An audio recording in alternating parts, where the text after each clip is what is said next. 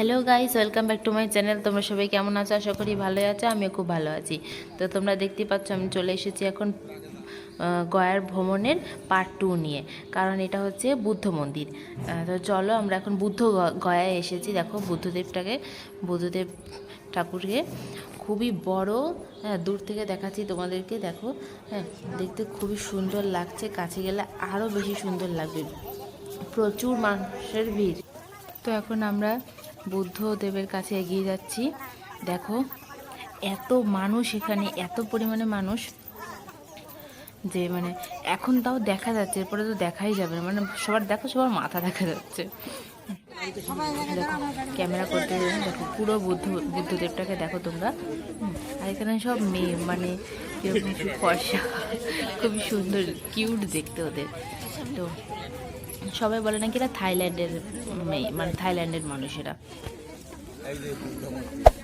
Hey there. Subscribe to my channel. And also press this bell icon. হ্যাঁ হ্যাঁ,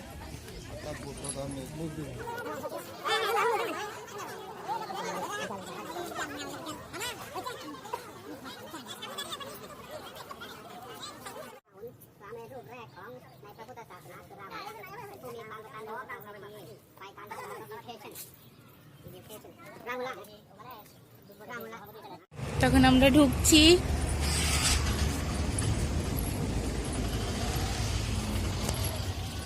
এখন চলো বন্ধুরা, তোমাদের আশপাশটা একটু ঘুরিয়ে দেখাই। পরিবেশটা খুবই শান্ত পরিবেশ, আর দেখে অনেকটা সেই নেপালের ঘরবাড়ির মতন লাগছে দেখতে। দেখো, ঘরবাড়ির মাথার সব এখানে কিছু কিছু বলতে কি প্রায় ঘরবাড়ি টিনের, মানে এই যে মাথার উপরটা কীরকম যেন একটু উঁচু পাড়া। তো কি বলে আমি এটাকে জানি না। তো পরিবেশটা খুবই শান্ত, প্রচুর গাছপালা আছে। দেখো, দেখো ফুলের বাগান, সামনে আমার মাসি, আমার দিদা হাঁটছে, হেঁটে হেঁটে দেখছে। মানে পরিবেশটা খুবই শান্ত ওখানে। আর আমার মাও বললো যে ওখানে নাকি খুব ঠান্ডা, হালকা ঠান্ডা, প্রচুর গরমও পড়েনি, আবার প্রচুর ঠান্ডাও না, মানে মিডিয়াম আর কি। পরিবেশটা খুব ভালো। তো তোমরা, ও বাবা, এটা কি ফল?